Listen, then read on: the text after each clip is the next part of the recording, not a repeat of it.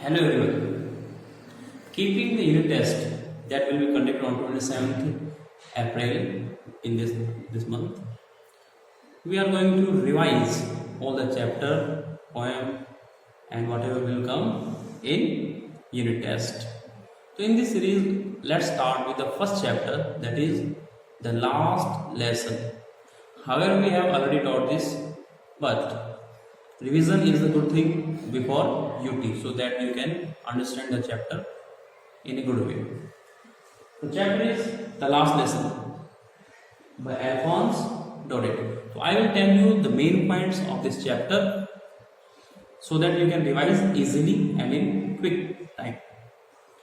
So this chapter was written at the time of Franco-Prussian War. It means when there was a war between France and Persia.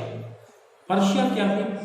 Persia उस वक्त एक ऐसा integrated country या group कहे जिसमें Germany lead करती थी, और इस युद्ध में भी जर्मनी के चांसलर लीड किया जिसका नाम था बिस्मार्क। और इस युद्ध में क्या हुआ कि यूनाइटेड आर्मी ने फ्रांस के दो डिस्ट्रिक्ट जिसका नाम है अल्सेस एंड लोरेन, क्या नाम होगा? See Alsace and Lorraine, Alsace and Lorraine. तो these two districts pass in the hands of Prussia, it means in the hand of Germany. ये दोनों डिस्ट्रिक्ट जर्मनी के हाथों में चले गए। और जब भी कोई देश किसी दूसरे देश की कुछ प्रोविंस को, कुछ डिस्ट्रिक्ट को कैप्चर करता है तो उसमें कुछ चेंजेस करता है। तो चेंजेस क्या होते हैं? वो चेंजेस होता है, first of all they change language, they impose their own language. As German had one, they imposed their own language, it means Germany. Up to now in France French was big dot, but after that war, after the capture of this two district, Germany will impose their own German language and German will be taught in place of French. तो इस कहानी को एक बड़े अच्छे ढंग से दिखाया नरेटर ने, अल्फोंस डोडेट जो कि एक फ्रेंच राइटर है, एक स्टूडेंट है फ्रेंच, मेन कैरेक्टर है।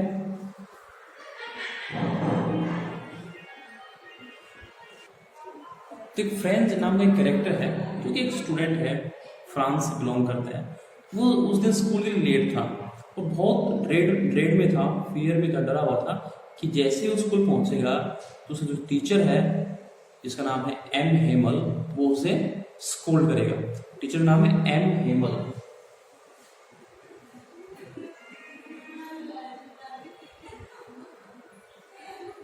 तो ये जो एम हेमल है वो एक फ्रेंच टीचर है, और एक जो ओल्ड स्टाइल था स्कूल का कि टीचर्स अपने ही घर में टीचिंग करते थे, स्कूल लगता था और बच्चे वहाँ कर पढ़ते थे। तो इस तरह का ही यहाँ पे सेटअप है। तो फ्रेंच यहाँ पे बहुत डरा हुआ है, स्कूल पहुँचता है, जैसे वो घर से निकलता है तो उसे याद आता है कि टीचर ने कुछ होमवर्क दिया था, और होमवर्क क्या था? पार्टिसिपल। और एम हेमल को पार्टिसिपल्स के क्वेश्चन पूछने थे, और फ्रेंच को एक भी क्वेश्चन उसमें से याद नहीं था। तो यहाँ उसे डर है, तो उसने इसका अल्टरनेट निकाला और उसने देखा कि जब बाहर आया तो वेदर वॉज सनी, एटमॉस्फेयर अच्छा है, धूप निकली हुई है। फिर देखा कि पर्शियन सोल्जर्स वो ड्रिलिंग, जो पर्शियन सोल्जर्स वहाँ आ गए थे पहले ही, वो ड्रिल कर रहे थे। बाहर देखा कि बिल्कुल एज ऑफ द वुड, जंगल के किनारे पे पर्शियन सोल्जर्स हैं, वो जो बर्ड्स वो चर्पिंग कर रहे हैं। तो ये चीज़ें उसे अट्रैक्ट करती हैं, टेम्प्ट करती हैं और स्कूल जाने से रोकती हैं। फिर उसने अपने आप को रजिस्ट किया, अपने मन को कंट्रोल किया और वो दौड़ करके स्कूल की तरफ चल पड़ा, हरिड ऑफ टू स्कूल। जैसे स्कूल की तरफ निकला तो उसने देखा कि जो टाउन हॉल है जहाँ पे सारी न्यूज़ वहाँ पे आती हैं और वहीं पे पेस्ट की जाती हैं, वहाँ पे नोटिस बोर्ड है, बुलेटिन बोर्ड है, वहाँ पे न्यूज़ लगी हुई है रिगार्डिंग दिस डिफीट और capture of this two district. लेकिन उसने उस न्यूज़ को पढ़ा नहीं और वो दौड़ करके चला जाता है। तो जब दौड़ के जा रहा था कि वहाँ पे एक ब्लैक स्मिथ जिसका नाम वॉचर, वो पीछे से शाउट करता है कि don't go so fast bub, you will get to school plenty of time. तो ये टेक्स्ट की लाइन है, इसका मतलब कि बच्चे बॉय के जो तेजी से भागे जाने की जरूरत नहीं है, स्कूल जाने के लिए बहुत समय आप पहुंच जाओगे। तो यहाँ पे उसने एक इनसिंसियर कमेंट किया है कि जब फ्रेंच पढ़ाई जा रही थी तो स्टूडेंट वाज नॉट इंटरेस्टेड, और जब फ्रेंच वाज टेकन अवे, जब फ्रेंच को उनसे स्नैच कर लिया गया है, छीन लिया गया है, तो अब वो दौड़ करके जा रहा है। तो जैसे ही वो स्कूल पहुंचा, हाफता हुआ, गास्पिंग करता हुआ, हालांकि बच्चे को रियलाइज हुआ कि उसने एक कमेंट किया है उस पर, स्कूल में पहुंचे कुछ चीज़ डिफरेंट थी आज। नॉर्मली जब स्कूल स्टार्ट होता है तो लॉट्स ऑफ हसल बसल होती है, बहुत सारी एक्टिविटीज होती हैं, शोर शराबा होता है, opening of closing of desk की साउंडिंग आती है, बच्चों की शाउटिंग साउंड्स होती है। इस साउंड को बेसिकली आउट ऑफ स्ट्रीट ही हम सुन सकते हैं, गली में ही सुन सकते हैं कि स्कूल यहाँ पे स्टार्ट हो गया है। लेकिन on that day there was no sound, the school was quite like Sunday morning. उसने अभी तक बिलीव किया था कि शोर शराबा होगा, और वो चुपचाप विदाउट बीइंग सीन दरवाजा खोलेगा और एंटर कर जाएगा, किसी को पता भी नहीं चलेगा। जो कॉमोशन था उस पर उसका ज़्यादा ट्रस्ट था, लेकिन आज कॉमोशन था ही नहीं, तो उसे दरवाजा खोलना पड़ा, टीचर के सामने एंटर होना पड़ा। तो आप समझ लो कि कितना इम्बेरेस, कितना ह्यूमिलिएटेड और कितना इंसल्टेड अपने आप को फील करता है। लेकिन टीचर ने उसे कुछ नहीं कहा, स्कॉल्डिंग नहीं की, डांटा नहीं। थोड़ी देर बाद जब वो उसे फियर से गेट ओवर करता है, कंट्रोल में लेता है, फियर को रिलैक्स होता है, तो उसने देखा टीचर ने आज डिफरेंट क्लोथ्स पहने हैं और अच्छे कपड़े पहने हैं, जो कि वो बेसिकली इंस्पेक्शन डेज और प्राइज डेज वाले दिन ही पहनता था। Beautiful green coat, frilled shirt, brimmed hat, ये सब चीज़ें उसने पहनी हुई है। इसके बाद उसने देखा कि जो बैक बेंचेस जो हमेशा खाली रहती थी, उन पर आज कुछ एक विलेजर्स बैठे हुए हैं। उसमें कुछ एक नाम हम ओल्ड होशर कह सकते हैं, ओल्ड मेयर कह सकते हैं, और भी जो गणमान्य जन थे, जो डिग्निटी थी वहाँ की, वो सब लोग वहाँ पे आए हुए थे। इवन ओल्ड होशर तो इतना एक्साइटेड है कि उसने प्राइमर, जो कायदा होता है, बेसिक बुक होती है लैंग्वेज की, वो खोल करके बच्चों के साथ रिसाइट कर रहा है, गाना गा रहा है। अब बच्चों को समझ में नहीं आया फ्रेंड्स को कि ये सब क्या हो रहा है। तभी टीचर वहाँ पे अब चेयर पे माउंट होता है और अनाउंस करता है कि this is the last lesson that I shall teach you, I shall give you. तब जब उसे रियलाइज होता है कि क्या वहाँ पे न्यूज़ आई थी, और उसने न्यूज़ की कि order has come from Berlin to teach only German in the schools of Alsace and Lorraine. तब जाके उसे रियलाइज होता है कि क्या स्कूल में चेंज आया और क्यों चेंज आया वहाँ पर। उसके बाद में हम देखते हैं कि जो बच्चा है फ्रेंच, उसकी फीलिंग्स में चेंज आता है, क्योंकि ये वर्ड्स थंडर बोल्ट की तरह थे, बोल्ट फ्रॉम द ब्लू, बिजली गिरने की तरह उसके लिए साउंडिंग हुई कि लास्ट लेसन, अभी तो मुझे फ्रेंच लिखने भी नहीं आती, फ्रेंच बोलने भी नहीं आती, और I will not be able to learn French any more, और फ्रेंच नहीं सीख पाऊंगा। तो उसे बड़ा बुरा लगा। उसके बाद वो सोचता है कि जो बुक्स, फीलिंग चेंज में जो बुक्स जिन्हें वो एक बर्डन मानता था, अब वो बुक्स उसके लिए एक फ्रेंड की तरह बन गई। जो हिस्ट्री की बुक्स थी, जो सेंट्स की बुक्स थी, वो उसे बहुत अच्छी लग रही है, क्योंकि अब वो लास्ट लेसन उसका चल रहा है। इसके बाद में टीचर ने एक के बाद दूसरी बातें तीसरी बातें वो बताता रहता है। उन्हें और लेसन्स दिए गए, हिस्ट्री लेसन हुए, अल्फ़ाबेट सिखाया गया वगैरह वगैरह। और आज बच्चों को सभी को नई बुक्स दी गई थी, नई नोटबुक दी गई थी, उस पर अल्सेस लोरेन सब लिखा हुआ था। चलिए, ये तो कॉमन बात। इसमें जो विशेष बात है कि टीचर जब बताता है तो टीचर चाहता है कि वो रियलाइज कराए उन्हें इम्पोर्टेंस ऑफ लैंग्वेज, और इम्पोर्टेंस ऑफ लैंग्वेज को रियलाइज करने के लिए उसने बताया कि पीपल ऑफ अल्सेस हैं, क्योंकि टीचर अल्सेस में पढ़ा रहा था। तो पीपल ऑफ अल्सेस की प्रॉब्लम क्या है कि they always put off learning till tomorrow, कुछ सीखने की चीज़ को हमेशा आगे से छोड़ देता है। और फिर कहता है देखो where we have come from, कि अब हमारी कंडीशन क्या हो गई है कि अब वो जो फॉरेनर है, जो जर्मन लोग जब आएंगे फ्रांस में, वो कहेंगे कि तुम you pretend to be French but you are not able even writing और स्पीकिंग योर लैंग्वेज, कि आप अपनी भाषा ही नहीं बोल सकते, तो हमें बहुत बुरा लगेगा, इन सब हम फील करेंगे।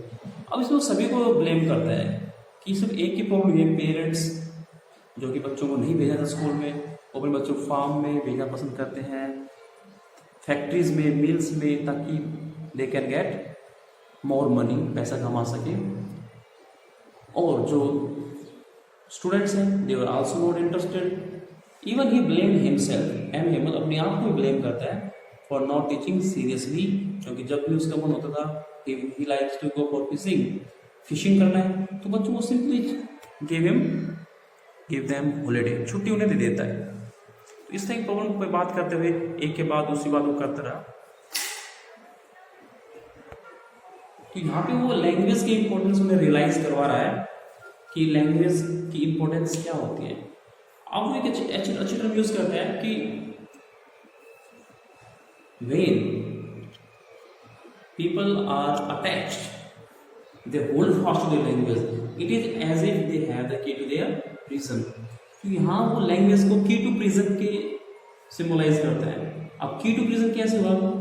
की होता है कि ताला होता है, लॉक होता है, एक एक ताले से होता है, तो वो की है।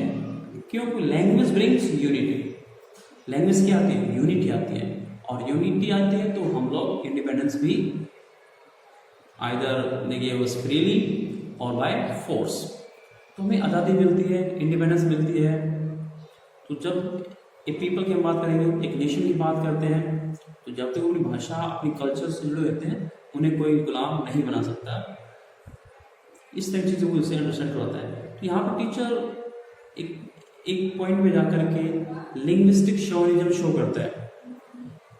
See the word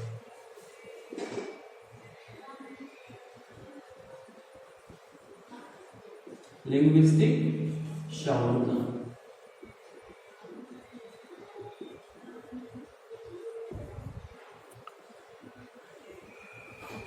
linguistic chauvinism क्या होता है?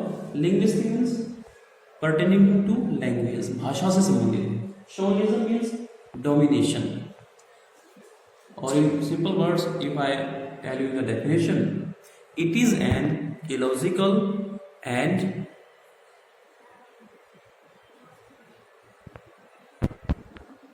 an aggressive belief to consider one's language superior and look down other languages being spoken around the world। मतलब ये कि वो अपनी भाषा को ज़्यादा इम्पोर्टेंस देते हैं, बाकियों को लुक डाउन करते हैं, इंसल्ट करते हैं उनकी, चाहे वो किसी भी भाषा की बात करें, वर्ल्ड की कोई किसी भी कॉर्नर में बोली जाती है। ये इलॉजिकल हो जाता है कि कोई भाषा अपने आप में कंप्लीट नहीं हो सकती। और एग्रेसिव, इसमें अग्रेसिव फीलिंग आ जाती है कि हमारी लैंग्वेज अच्छी है। तो टीचर भी एक पॉइंट में जाकर कहता है कि French is the most logical most beautiful language of the world, जबकि ऐसा नहीं है। लेकिन हमें अपनी भाषा को अच्छा मानने से कोई परेशानी नहीं है, लेकिन हम अपनी भाषा को तो अच्छा माने और दूसरों को इंफीरियर समझें, यहाँ आपके लैंग्वेज शोविनिज्म शो हो जाती है। अब वो इतनी पढ़ाने की कोशिश कर रहा है, आज पूरा एफर्ट लगा रहा है कि बहुत अच्छे से वो अपनी एजुकेशन को इम्पार्ट कर पा रहा है। और बच्चे जो बहुत ज़्यादा इंटरेस्टेड हैं, आज पढ़ने के लिए लास्ट लेसन है, बहुत ज़्यादा इंटरेस्ट से पढ़ रहे हैं कि उन्हें बहुत अच्छे से समझ में आया। उन्हें लगा कि इतने अच्छे से कभी टीचर ने कभी पढ़ाया नहीं, और इतने अच्छे से कभी उन्होंने खुद भी पढ़ा नहीं। वो सारी लैंग्वेज एजुकेशन को एक ही गो में, एक ही बार में बच्चों के अंदर डाल देना चाहता है। तो इस तरह की फीलिंग्स आ रही है उसके अंदर। अब वो फील करता है कि जिस स्कूल में उसने 40 साल सिंसियर सर्विस दी, और वो स्कूल से छोड़ कर जाना है, वो डिस्ट्रिक्ट से छोड़ करके जाना है, विगन से कि कंट्री से छोड़ करके जानी है, तो बड़ा ही हार्ट ब्रोकन वो फील कर रहा है। When he heard that her sister was packing upstair. तो यहाँ जो विलेजेस आए थे उनके बारे में थोड़ा डिस्कस कर लेते हैं। विलेजेस यहाँ पे क्यों आए थे? Villages had come to thank the master, thank mister M Hamel for his sincere service of 40 years. 40 साल से पढ़ा तो उसकी सर्विस के लिए थैंक यू करना चाहते हैं। और दूसरा वो अपनी लैंग्वेज को, फ्रेंच लैंग्वेज को रिस्पेक्ट करना चाहते हैं, जो कि अब उनकी नहीं रही, क्योंकि अब उन्हें जर्मन पढ़ाई जाएगी, तो अब उन्हें इम्पोर्टेंस समझ में आती है। ऐसा होता है कि हम इम्पोर्टेंस तभी समझते हैं जब वो चीज़ हमसे स्नैच कर ली जाती है, टेकन अवे कर ली जाती है। तो ऐसे करते हुए यहाँ पे एंजेलस की साउंडिंग आती है, जो मिड आपकी दोपहर की प्रेयर होती है, आफ्टरनून की प्रेयर होती है, 12 बजे एंजेलस की साउंडिंग की बेल्स यहाँ पे साउंडिंग कर रही है। तभी पर्शियन सोल्जर्स भी रिटर्न करते हैं, वापस आते हुए दिखाई देते हैं, और वहाँ पे म्यूजिकल इंस्ट्रूमेंट्स बजाए जाते हैं। तो यहाँ टीचर दोबारा से लुक सो टॉल यहाँ पे वर्ड यूज़ किया गया है। कॉन्फिडेंट फील करता है अपने आपको कि I will try my best again and we will get independence once again. तो यहाँ पे वो पूरी तरह कॉन्फिडेंस होकर के बोर्ड की तरफ जाता है और बोर्ड लेता है वाइविला फ्रांस।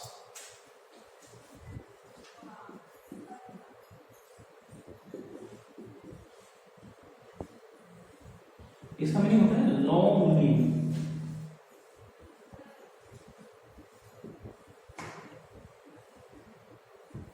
मीन्स फ्रांस जिंदाबाद। और उसके बाद वो इतना इमोशनल पिक्चर हो जाता है, he couldn't write, he couldn't speak, he just make a gesture with the hand, you may go, the meeting is dispersed, the school is dismissed. तो with this gesture the chapter ends। इस chapter में दो तीन जगह कुछ एक lining है जिससे क्वेश्चंस पुट अप हो सकता है।